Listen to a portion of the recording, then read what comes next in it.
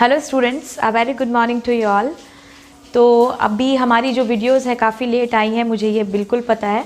तो कुछ technical issues थे हमारे चैनल को लेकर, इसकी वजह से वीडियो अपलोड नहीं हो पा रही थी। लेकिन आप सबके सपोर्ट की वजह से और सबके साथ की वजह से वो सारे इश्यूज़ अब सॉल्व हो चुके हैं। और आज हम शुरू करने वाले हैं हमारा एक नया चैप्टर। चूँकि 12th के बोर्ड एग्ज़ाम्स काफ़ी नज़दीक हैं तो मैक्सिमम चैप्टर्स हमारे अपलोडेड हैं, लेकिन कुछ चैप्टर्स हैं जो बाकी रह गए हैं, जो आपको बहुत जल्दी बनाकर दे दिए जाएंगे ताकि आपके एग्ज़ाम्स में कोई प्रॉब्लम ना हो।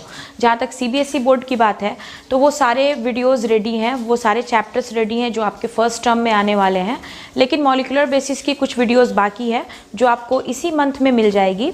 लेकिन जहाँ तक BSEB का सवाल है वहाँ पर हमारे कुछ चैप्टर्स बाकी हैं, पर कोई प्रॉब्लम नहीं है। आपके एग्ज़ाम्स तक आपको 12 की सारी वीडियोज़ ऑनलाइन बिल्कुल अवेलेबल होंगी और आपको आराम से मिल जाएंगी, जिससे आप अपनी स्टडीज़ कर पाएंगे। ओके, तो चलिए शुरू करते हैं। आज हम लोग एक नया chapter, that is chapter 9।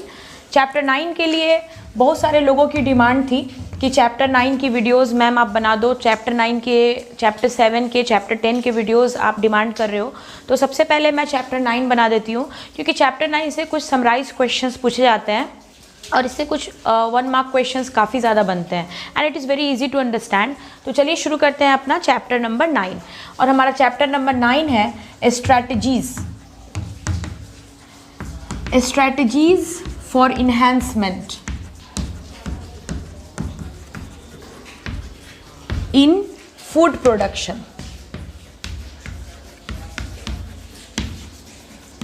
Okay, तो हमारा जो चैप्टर है वो क्या है?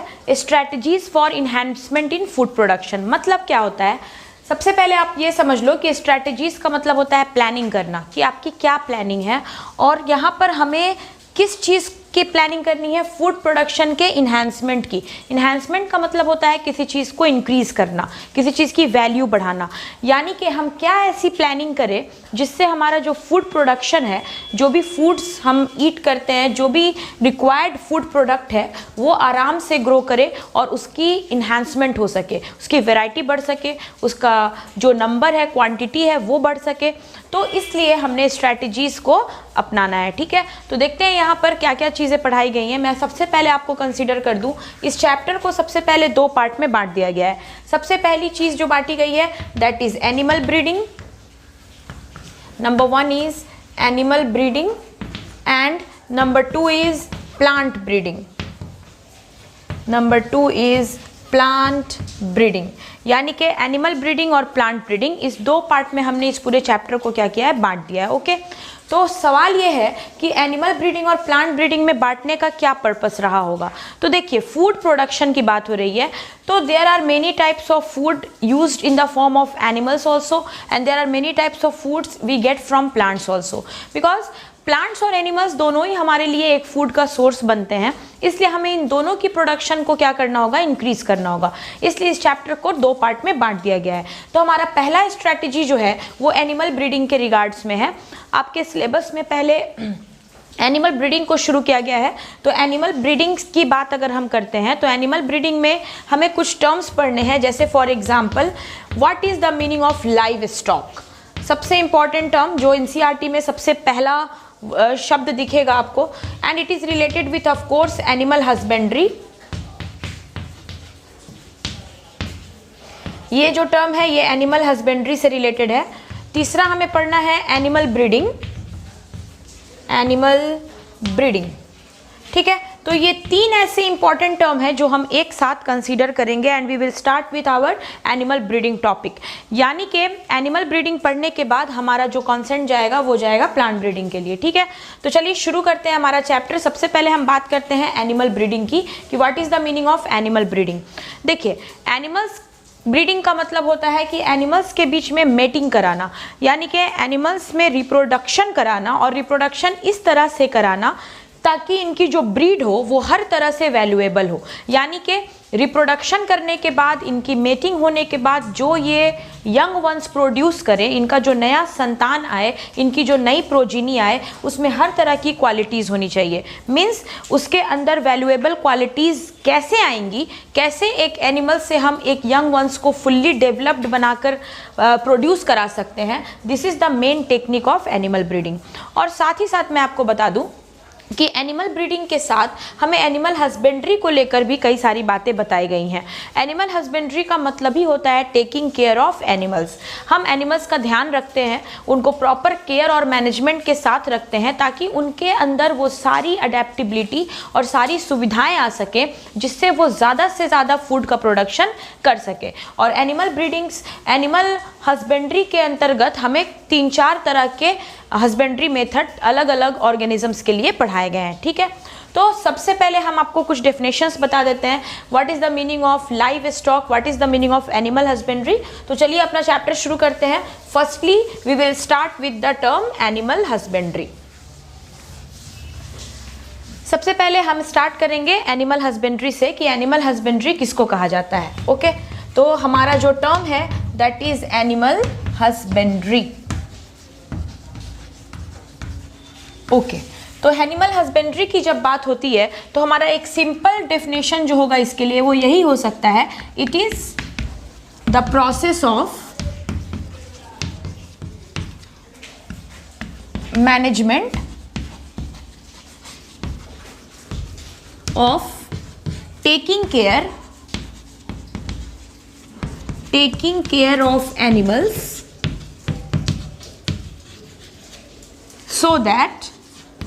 so that proper enhancement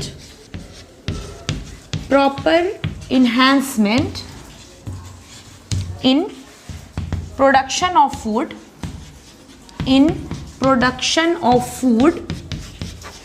can be obtained। ठीक है, तो एनिमल हस्बेंड्री क्या है?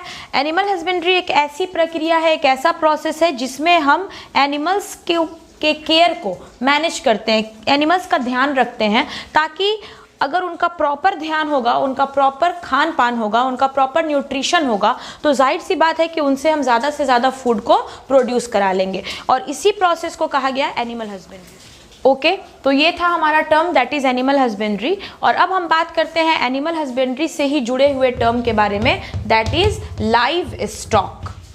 अब हम बात करेंगे लाइव स्टॉक के बारे में। तो देखिए लाइव स्टॉक क्या होता है। लाइव स्टॉक का मतलब होता है जो भी एनिमल हस्बेंड्री से जुड़े हुए लोग हैं, जो भी ऐसे लोग हैं जो एनिमल हस्बेंड्री करके उनकी इनकम से अपना सर्वाइवल चला रहे हैं और उनके द्वारा उनका जो सर्वाइवल है, जो जीवन यापन हो रहा है, उसी तरह की चीज़ को हम लाइव स्टॉक कहते हैं। मतलब कि the benefit of animal husbandry, the benefit of animal husbandry, अगर कोई एनिमल हस्बेंड्री कर रहा है और उससे उसको कोई फायदा हो रहा है इकोनॉमिकली, किस तरह का फायदा हो यहाँ पे होना है? Economically for survival is called live stock. मतलब यहाँ पर जो मतलब आपको बताया जा रहा है वो यही बताया जा रहा है, जैसे एक किसान है, उन्होंने 4 गाय रखी हुई हैं और गाय से जो दूध मिल्क प्रोड्यूस हो रहा है उसको सेल करके वो उससे बेनिफिट ले रहे हैं, वो उससे पैसे कमा रहे हैं। तो जो एनिमल हस्बेंड्री से अर्निंग होती है, जिससे इकोनॉमिकल सपोर्ट मिलता है, उसी चीज़ को हम क्या कहते हैं? लाइव स्टॉक कहते हैं। ठीक है, तो एनिमल हस्बेंड्री और लाइव स्टॉक दोनों ही हमारे फार्मर्स के लिए बहुत ज़रूरी है और साथ साथ हमारे फूड प्रोडक्शन को भी इन्हेंस करता है। अब हमें 4 टाइप्स ऑफ एनिमल हस्बेंड्री पढ़ाई गई है हमारे सिलेबस में। जब आप ये चैप्टर पढ़ोगे तो 4 टाइप्स की एनिमल हस्बेंड्री आपको पढ़ाई गई है। वो 4 टाइप्स ऑफ एनिमल हस्बेंड्री देखते हैं क्या क्या है। तो हमारा जो 4 टाइप्स है एनिमल हस्बेंड्री का, 4 टाइप्स ऑफ एनिमल हस्बेंड्री जो पढ़ाई गई हैं वो हैं आपके डेयरी फार्म मैनेजमेंट नंबर 1। ठीक है, सबसे पहला है क्या हमारा? Dairy farm management, dairy farm management. ठीक है, तो यहाँ पर आप एक चीज़ समझ ही रहे होंगे कि डेयरी फार्म मैनेजमेंट का मतलब क्या हुआ। यहाँ पर हम मिल्क का प्रोडक्शन बढ़ाएंगे, यहाँ पर सारी बातें मिल्क प्रोडक्शन से होंगी और जो भी मिल्क एनिमल हैं जिनसे मिल्क प्रोड्यूस किया जाता है उनको मैनेज किया जाता है। और इसमें सबसे इंपॉर्टेंट कैटेगरी बताई गई है that is cows, buffaloes etcetera. Cows, buffaloes ये ऐसे एनिमल्स हैं जो बहुत ज़्यादा मिल्क प्रोड्यूस करते हैं और उनके मिल्क प्रोडक्शन से काफ़ी बड़ी डिमांड जो है फूड प्रोडक्शन की पूरी हो रही है और साथ साथ हमारे फार्मर्स को भी काफ़ी बेनिफिट हो रहा है। ठीक है, तो देखिए डेयरी फार्म मैनेजमेंट, सबसे पहले आपको ये समझना होगा कि डेयरी फार्म मैनेजमेंट का पर्पस क्या है। यानी कि इसमें हम क्या करते हैं, taking care of milch animals. सीधा एक टर्म यहाँ पे दे दिया गया, मिल्च एनिमल्स, यानी कि वैसे एनिमल्स जो मिल्क प्रोड्यूस करते हैं, अगर उनका ध्यान रखा जा रहा है, उनके लिए मैनेजमेंट की जा रही है, तो इसी को हम क्या कहते हैं, डेयरी फार्म मैनेजमेंट कहते हैं। ठीक है, अब डेयरी फार्म मैनेजमेंट जो होती है, इसके क्या क्या तरीके हैं, what are the process involved, क्या क्या ऐसा प्रोसेस है जिसके जरिया हम डेयरी फार्म मैनेजमेंट को अच्छे से अच्छा कर पाएंगे। तो सबसे पहला है कि proper nutrition to the animals, यानी कि हमें जो एनिमल्स हैं उनका प्रॉपर न्यूट्रिशन का ध्यान रखना होगा। वैसे जानवर, गाय भैंस, जिससे हमें मिल्क प्रोड्यूस कराना है, पहले हमें उनके न्यूट्रिशन का ध्यान देना होगा, यानी कि well prepared fodder must be given, यानी कि यहाँ पर जो इनके खाने पीने का जो फॉडर होता है, फॉडर हम कहते हैं चारा को, गाय वगैरह को जो चारा दिया जाता है वो बहुत ही अच्छे से बनाया जाना चाहिए, बहुत ही प्रॉपरली उसको तैयार करना चाहिए ताकि ये इनके लिए एक बैलेंस न्यूट्रिशन बन सके। ठीक है, दूसरा नंबर आता है proper shelter with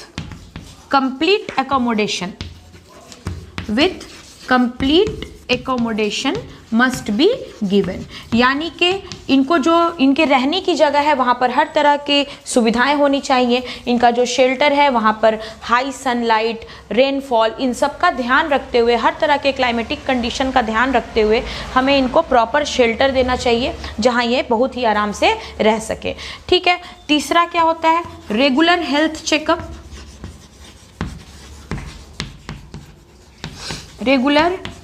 checkup and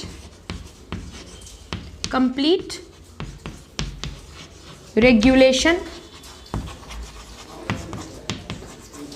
ठीक है, यानी कि इनका हेल्थ चेकअप हमेशा होता रहना चाहिए और इनको एक कंप्लीट रेगुलेशन में रखना चाहिए, मतलब हर कुछ दिन पर हमें वेटरनरी डॉक्टर से इनका इलाज कराना चाहिए, हर एक तरह का इनको सुविधा देना चाहिए ताकि इनके अंदर भी जो है बिल्कुल प्रॉपर हेल्थ डेवलप हो और ये हर तरह की अडेप्टेशन इनके अंदर मिल जाए जिसके ज़रिया इनका फूड प्रोडक्शन भी हाई स्केल में हो सके। यानी कि ये कुछ ऐसे प्रोसेस है जो सिर्फ एक के लिए ही नहीं, जितना भी तरह का एनिमल हस्बेंड्री हम करते हैं उन सब के लिए ये मैनेजमेंट बहुत ज़्यादा ज़रूरी है। चाहे आप डेयरी फार्म मैनेजमेंट कर रहे हो, चाहे आप पोल्ट्री फार्म मैनेजमेंट कर रहे हो, चाहे आप एपी कल्चर करें, चाहे आप फिश कल्चर करें, कोई भी तरह का एनिमल हस्बेंड्री हो, हमें इन सब बातों का ध्यान ज़रूर रखना चाहिए।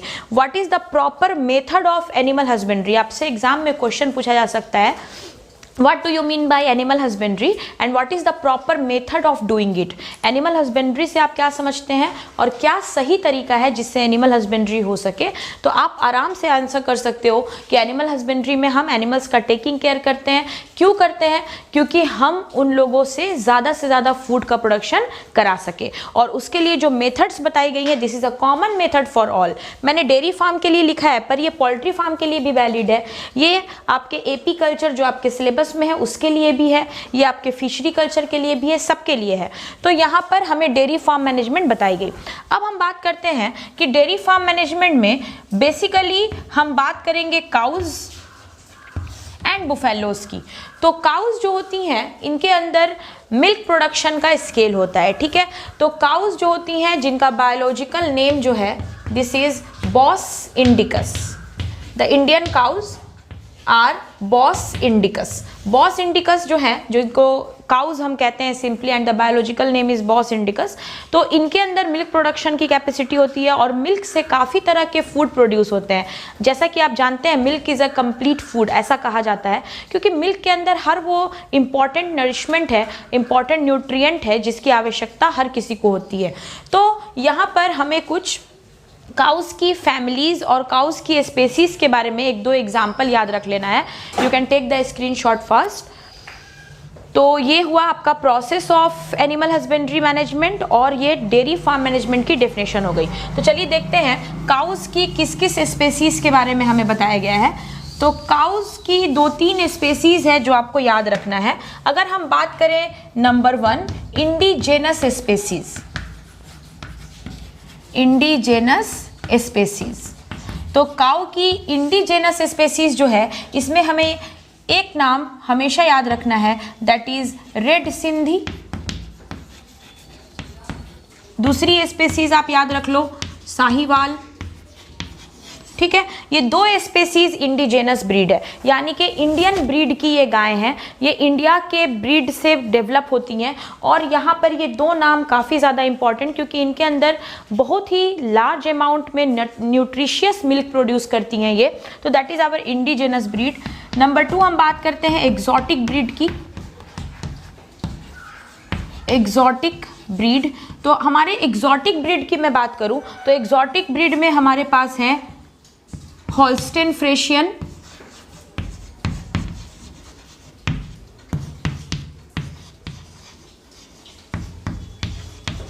होल्स्टेन फ्रेशियन, ये एक एग्जॉटिक ब्रीड है। दूसरी हमारे पास जो एग्जॉटिक ब्रीड है that is your Jersey. Jersey is also an exotic breed, ठीक है। तो यहाँ पर हमारे ये इंडिजेनस ब्रीड हो गए, ये हमारे एग्जॉटिक ब्रीड हो गए। और इसी इंडिजेनस और एग्जॉटिक ब्रीड के बीच में अगर क्रॉसिंग करा दी जाए, सपोज कीजिए यहाँ पे साहीवाल है और यहाँ पे होल्स्टेन फ्रेशियन है, तो ये इंडिया की ब्रीड है और ये एग्जॉटिक ब्रीड है, और इनमें क्रॉसिंग अगर करा दी जाए तो यहाँ पर हमें हाइब्रिड मिलने के चांसेस होते हैं। And we are having one most important hybrid, और उससे काफ़ी ज़्यादा मिल्क हम प्रोड्यूस करा सकते हैं, दैट इज फ्रेशियन साहीवाल। फ्रेशियन साहीवाल, फ्रेशियन साहीवाल जो है that is a hybrid family of cow. तो यहाँ पर मैंने आपको एग्जाम्पल्स इसलिए दिए हैं ताकि आपका माइंड सेट हो सके।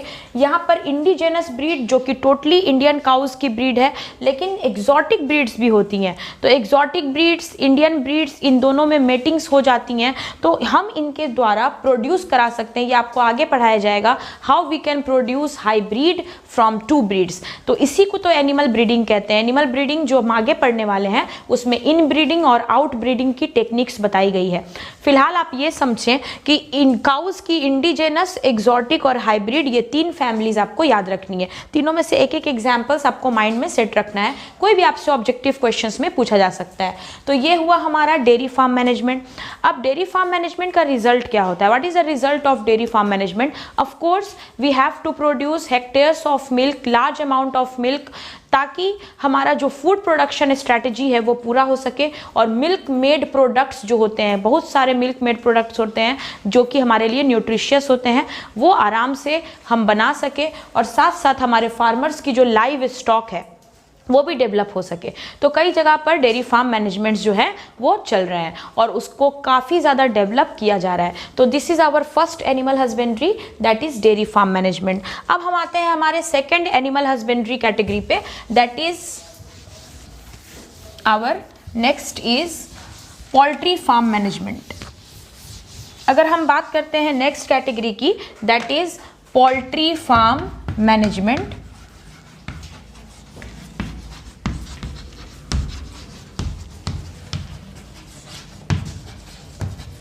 ठीक है, तो पोल्ट्री फार्म मैनेजमेंट के बारे में मैं आपको बता दूं कि पोल्ट्री फार्म मैनेजमेंट किसको कहा जाता है। पोल्ट्री फार्म मैनेजमेंट का मतलब होता है यहाँ पर हम जो मैनेजमेंट कर रहे हैं वो 2 चीज़ों के लिए कर रहे हैं, आइदर एग और फॉर मीट, यानी कि चिकन। ठीक है, तो पोल्ट्री फार्म मैनेजमेंट में 2 चीज़ें होती हैं, एक होता है एग प्रोड्यूस करते हैं हम, या फिर हम chicken as a meat produce कराते हैं। ठीक है, तो पोल्ट्री फार्म मैनेजमेंट में हम यहाँ पर एग्जाम्पल्स के तौर पर क्या ले सकते हैं? ऑफ कोर्स हेंस, ठीक है, डक्स, गीज, टर्कीज, ये सब कुछ ऐसे स्पेसीज हैं जो पोल्ट्री फार्म मैनेजमेंट में हिस्सा लेते हैं, और इन स्पेसीज के द्वारा हम एग और मीट वगैरह प्रोड्यूस कराते हैं। फॉर एग्जाम्पल, जैसे एग प्रोड्यूस करने के लिए हेंस की जो वेराइटी हैं, these are egg layers. Egg layers को वैसे अकोमोडेशन में रखा जाता है जिनसे सही अमाउंट में एग प्रोड्यूस कराया जा सके। लेकिन अगर हम कुछ हेंस को मीट के लिए अगर मैनेजमेंट दे रहे हैं तो उस तरह की हेंस को हम कहते हैं broilers. These are known as broilers. ठीक है, इनको हम ब्रॉयलर्स कहते हैं। यानी कि पोल्ट्री फार्म मैनेजमेंट से हमें दो फायदा हो सकता है, we can produce egg and at the same time we can also produce meat. Both are the rich source of protein. इन दोनों से क्या प्रोड्यूस होने के चांसेस होते हैं? प्रोटीन।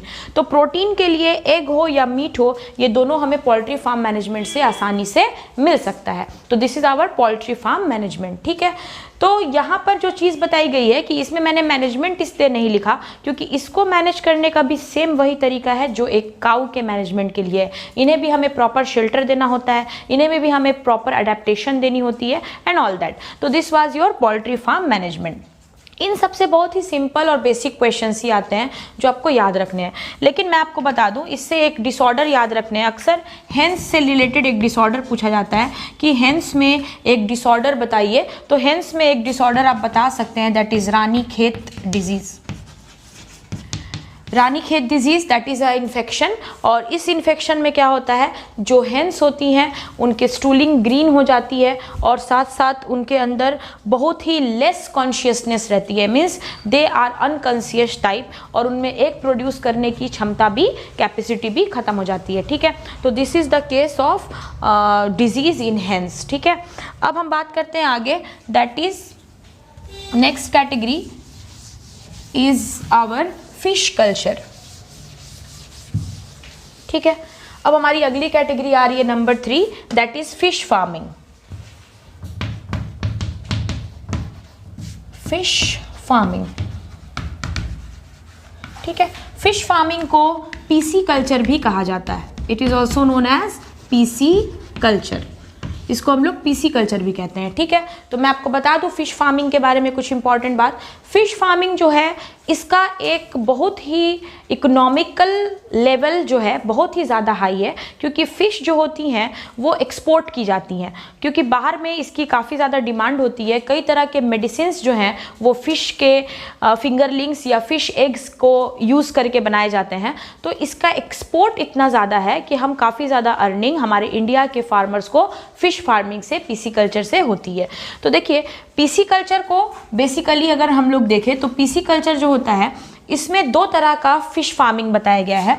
एक बताया गया है culture fishery, one is culture fishery and another is capture fishery. Capture fishery, ठीक है।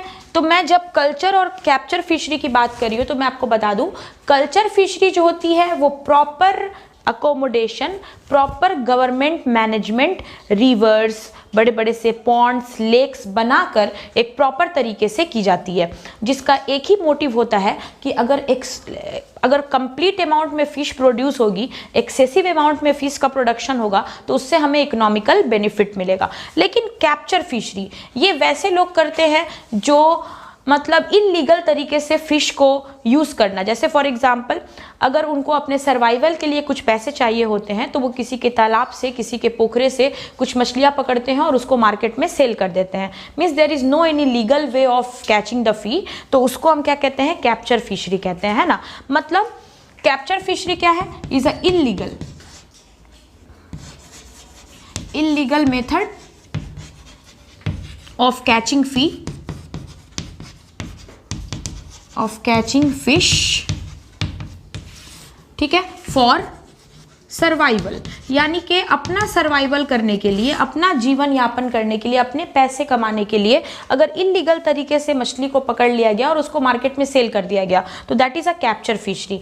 लेकिन अगर प्रॉपर गवर्नमेंट के मेथड्स के बेसिस पर, मैनेजमेंट के साथ अगर हम फिश फार्मिंग कर रहे हैं तो उसको हम कहते हैं कल्चर फिशरी। तो कल्चर फिशरी क्या हो जाएगा, प्रॉपर मैनेजमेंट,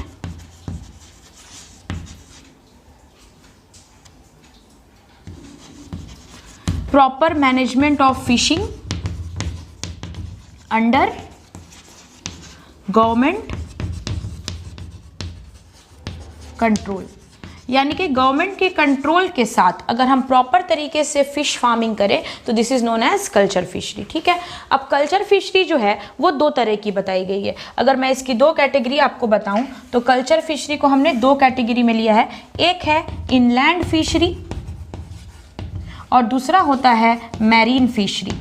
ठीक है, तो इनलैंड फिशरी की मैं बात करूं तो यहाँ पर common indigenous breed of fish जो है उनको कल्चर किया जाता है। जो इंडिया की जो कॉमन फिश हैं जो हम अक्सर यूज़ करते हैं हमारे फूड डाइट में, उनको हम एक सिंपल पॉन्ड और लेक में, सिंपल फ्रेश वाटर में उनको कल्चर कर रहे हैं, तो उसको हम क्या कहते हैं, इनलैंड फिशरी कहते हैं। जैसे फॉर एग्जाम्पल, इसका एग्जाम्पल मैं आपको दिखा दूँ तो एग्जाम्पल के तौर पर जैसे रोहू फिश, रोहू फिश जो है वो इंडिया में काफ़ी ज़्यादा यूज़ होती है। एंड रोहू फिश का बायोलॉजिकल नेम आपको याद रख लेना है, that is Labeo rohita. Labeo rohita, it is a rohu fish. दूसरी फिश जो इंपॉर्टेंट इनलैंड फिशरी में आपको याद रख लेनी है, that is catla fish. It is catla and the biological name is also catla catla. तो यहाँ पर आपको रोहू फिश हो गई, कातला फिश हो गई, ये सारी फिश जो है ना ये इनलैंड फिशरीज में आती हैं। इनलैंड फिशरी बस यही कहता है कि यहाँ जो फिश का कल्चर होगा वो होगा फ्रेश वाटर में। किस में कल्चर होगा, फ्रेश वाटर में। लेकिन मैरीन फिशरी जो होती हैं ये होता है सी के अंदर, सी हो गए, ओशियंस हो गए।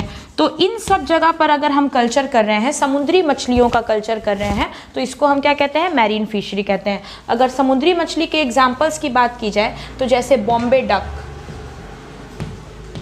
जैसे बॉम्बे डक, दूसरी है मैक्रेल। ठीक है, ये सब कुछ ऐसे एग्जाम्पल्स हैं जो मैरीन फिशरी में आते हैं। बॉम्बे डक हो गई, मैक्रेल हो गए, तो ये सब जो है ये हमारे पीसी कल्चर में मैरीन फिशरी में आते हैं। तो ये है हमारा पीसी कल्चर जिसने हमें ये बताया कि फ़िश फार्मिंग भी एक बहुत ही बड़ा सोर्स है। लेकिन फ़िश फार्मिंग के साथ साथ कुछ और भी कल्चर्स हैं जो किए जाते हैं, और वो क्या हैं देखते हैं। पहले आप इसका स्क्रीनशॉट ले लें। तो अगर हम बात करते हैं हमारे नेक्स्ट कल्चर की, सपोज कीजिए, तो फिश फार्मिंग के साथ साथ एक और कंडीशंस है जो आपको याद रखनी है, and that is aqua culture. ठीक है, हम बात करते हैं एक्वा कल्चर की। एक्वा कल्चर हम किसको कहते हैं, देखिए कभी कभी एक्वेटिक प्लांट्स और एक्वेटिक ऑर्गेनिजम्स को एक साथ कल्चर किया जाता है। अगर हम एक ही पानी में एक्वेटिक प्लांट्स, जैसे फॉर एग्जाम्पल एक्वेटिक प्लांट्स है ना, जैसे हाइड्रीला, जैसे हाइड्रीला हो गया, वाटर लिली हो गई। ठीक है, हाइड्रीला है, वाटर लिली है, इन सब को अगर हम कल्चर कर रहे हैं और साथ ही हमने कुछ एक्वेटिक ऑर्गेनिज्म उनको भी साथ में कल्चर किया है, जैसे कि फिश हो गए, जैसे कि प्रॉन्स हो गए। ठीक है, ये तो अगर हम पानी के अंदर एक्वेटिक प्लांट्स और एक्वेटिक ऑर्गेनिजम्स इन दोनों को एक साथ कल्चर करते हैं तो हम इसको क्या कहते हैं, एक्वा कल्चर कहते हैं। ठीक इसी तरह से एक और डिपार्टमेंट बताई गई है हमें, our next department is polyculture. कहीं कहीं पे आपको टर्म्स अलग अलग आ सकते हैं, तो एक्वा कल्चर टर्म्स के साथ आप यही याद रखेंगे कि इसमें हम एक्वेटिक प्लांट्स और एक्वेटिक एनिमल्स को एक साथ कल्चर करते हैं ताकि दोनों से हम बेनिफिट उठा सकें, है ना। लेकिन अगर आता है question what is the meaning of polyculture, तो पॉलीकल्चर का मतलब होता है एक पॉन्ड के अंदर, देयर इज वन पॉन्ड, और एक पॉन्ड के अंदर कई सारे ऑर्गेनिज्म, जैसे फिश, जैसे क्रैब, जैसे स्नेल, जैसे प्रॉन्स, है ना, और पर्ल ऑयस्टर जिससे मोती बनती है। ये सभी ऑर्गेनिजम्स को अगर हम एक साथ कल्चर कर रहे हैं और सबसे हमें कुछ ना कुछ बेनिफिट मिल रहा है, for example many people use crabs, snails, prawns as their food. तो कई ऐसे सी एरियाज होते हैं, कई ऐसे कॉन्टिनेंटल एरियाज हैं जहाँ पे सी फूड के तौर पर क्रैब्स को, स्नेल्स को यूज़ किया जाता है। People use to eat it as a seafood because it is a highly nutritious source of protein. तो हमें एक पॉन्ड से फिश, क्रैब, स्नेल, प्रॉन, बहुत सारी चीज़ों का बेनिफिट मिल रहा है। तो इस तरह के कल्चर को हम क्या कहते हैं? पॉलीकल्चर कहते हैं। पॉलीकल्चर हमारे लिए बहुत बेनिफिशियल है क्योंकि एक टाइम पर हम एक से ज़्यादा ऑर्गेनिजम्स को कल्चर करते हैं और हमें उसकी बेनिफिट्स भी मिल जाती हैं। तो this is our polyculture. Okay, last आते हैं जो हमारे एनिमल हस्बेंड्री का एक पार्ट है, and the last part is our apiculture. Okay, तो चलिए नंबर 4 देखते हैं। Number 4 is apiculture. ठीक है, एपीकल्चर जिसको हम कहते हैं बी फार्मिंग। ठीक है, एपीकल्चर इज बी फार्मिंग। देखिए, एपीकल्चर जो होता है ये अपने आप में एक काफ़ी कॉस्टली टाइप ऑफ फार्मिंग है, इसलिए क्योंकि इसके लिए फ्लोरिस्ट यानी कि जो फ्लावर की खेती करते हैं उनके लिए ये ज़्यादा आसान होता है। ऑफ कोर्स बी का रिलेशन फ्लावर से है क्योंकि बीज जो होती हैं उनके लिए जो फूड है that is the nectar of flower. तो यहाँ पर हम लिख सकते हैं expensive method done by florist. Done by florist, ये ज़्यादातर फ्लोरिस्ट के द्वारा करते हुए देखा जाता है क्योंकि फ्लावर्स अवेलेबल होती हैं और वो फ्लावर्स की गार्डनिंग करते हैं, तो वहाँ पर आसान होता है हनी बी के लिए एक फूड का मैनेजमेंट कर पाना, है ना।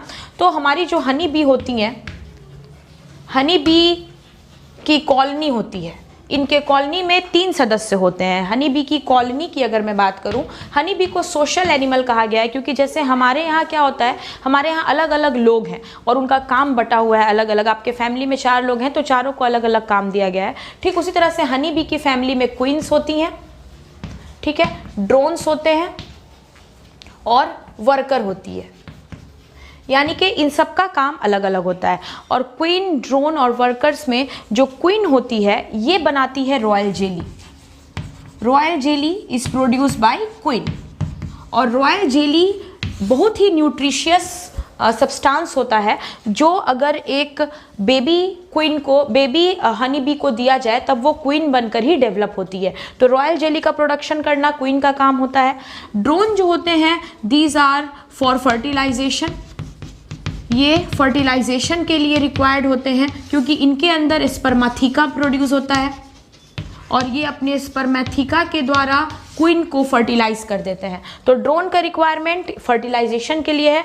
लेकिन वर्कर्स जो होती हैं ना, इनका नाम ही वर्किंग बी होता है। वर्किंग बी का काम क्या होता है? Collection of nectar, collection of nectar from different source of food,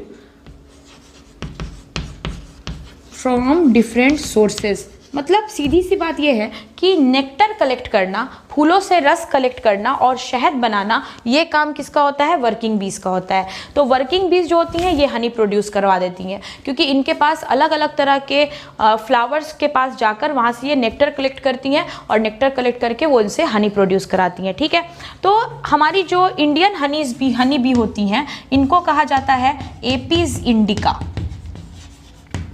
Indian honey bee जो होती हैं इनका बायोलॉजिकल नेम होता है एपीज इंडिका। जिस तरह से काउज में मैंने आपको वेराइटीज़ पढ़ाई हैं, इंडियन काउ, एग्जॉटिक काउ, ठीक उसी तरह से हमारी हनी बी में भी एग्जॉटिक स्पीसीज भी होती हैं, जैसे APs mellifera is the exotic species. लेकिन हमारा जो इंडियन हनी बी का फैमिली है दैट इज़ एपीज इंडिका।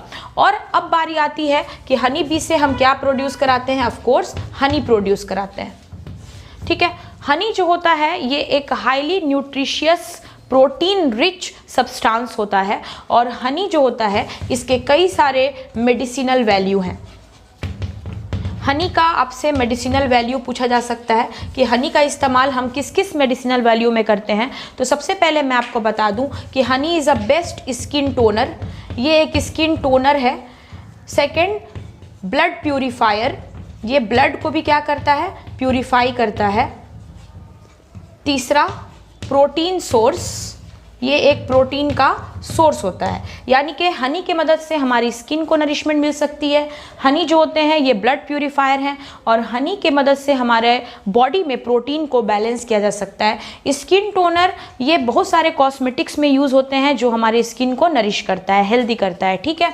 तो ये यहाँ पे सबसे बड़ी वैल्यू है हमारे हनी की, इसलिए ज़्यादा से ज़्यादा हनी प्रोड्यूस होता है तो हमारा इकोनॉमिकल वैल्यू बहुत ज़्यादा राइज करता है। Honey is to costly, Honey काफ़ी कॉस्टली होती है, प्योर हनी जो होती है, तो इससे हमारे इंडियन फार्मर्स को काफ़ी ज़्यादा लाइव स्टॉक अर्न होता है। हनी की कंपोजिशन अगर मैं आपको बताऊँ तो हनी में कुछ इंपॉर्टेंट शुगर कंपाउंड, लेव्यूलोज, डेक्सट्रोज, ठीक है, उसके बाद आप देख लो जैसे सुक्रोज, ये सब हाई अमाउंट में मिलते हैं। लेव्यूलोज, डेक्सट्रोज, सुक्रोज ये सब हनी में काफ़ी ज़्यादा अमाउंट में मिलते हैं। Means it is a complete sugar rich compound, तो ये हमारे लिए काफ़ी ज़्यादा बेनिफिशियल हो जाती है। तो यानी कि आज के क्लास में मैंने आपको एनिमल हस्बेंड्री के बारे में जो भी इंपॉर्टेंट लाइन्स है, जो भी एग्जाम्स रिकमेंडेड पॉइंट्स है, वो मैंने आपको बता दी है कि एनिमल हस्बेंड्री 4 तरह की होती है, that is dairy farm management, poultry farm management, fish culture and apiculture. और सबसे जो प्रोडक्ट ऑब्टेन करते हैं हम, वो आप जानते हैं। डेयरी फार्म मैनेजमेंट से हमें मिल्क प्रोडक्शन होता है, पोल्ट्री फार्म से हम एग और मीट प्रोड्यूस करा लेते हैं। हमारा जो फिश फार्मिंग है वो फिश के लिए इम्पॉर्टेंट है। फिश जो है उसकी काफ़ी इकोनॉमिकल वैल्यू है क्योंकि ये एक्सपोर्ट होती है और इससे कई मेडिसिन बनाई जाती हैं। फिश कल्चर के साथ एक्वा कल्चर और पॉलीकल्चर आपको याद रखना है। और नेक्स्ट जो है वो है AP culture, that is honey bee farming. तो हमने आज के क्लास में अपना एनिमल हस्बेंड्री कंप्लीट किया है। अब आप एनसीईआरटी कंप्लीटली रीड कीजिएगा। नेक्स्ट क्लास में we will start with the animal breeding process, कि एनिमल ब्रीडिंग किस तरह से होती है, वो हम आपको बहुत जल्दी नेक्स्ट वीडियो में देंगे। ये चैप्टर काफ़ी छोटा है और सर्टेन लेक्चर्स के बाद आपको सारे कॉन्सेप्ट ईजिली मिल जाने हैं। Okay, till then please take care. और जैसे आप सपोर्ट करते आए हैं बिल्कुल वैसे ही सपोर्ट कीजिए। मैं क्या बताऊं, मुझे जब ये दिखा कि इतने सारे वीडियोस नहीं जा रहे हैं, कंटिन्यूटी नहीं है, फिर भी आप सबका बहुत सपोर्ट रहा है और काफ़ी ज़्यादा सब्सक्राइबर्स जो है हमारे जुड़ रहे हैं, जो हमारे प्रीवियस वीडियो से जुड़ रहे हैं। तो it's our promise that we will support you always and you also support us. Thank you very much for your support and of course we will share more and more videos with you. और आपको exam तक सारी videos मिल जानी है undoubtedly, क्योंकि हमारा जो technical issues था वो अब सॉल्व हो चुका है और बहुत जल्दी आपको सारे वीडियोस बिल्कुल मिल जाएंगे। ठीक है, तो फिर मिलते हैं आपसे अपनी अगली वीडियो के साथ। Till then please take care, have a safe day, bye bye.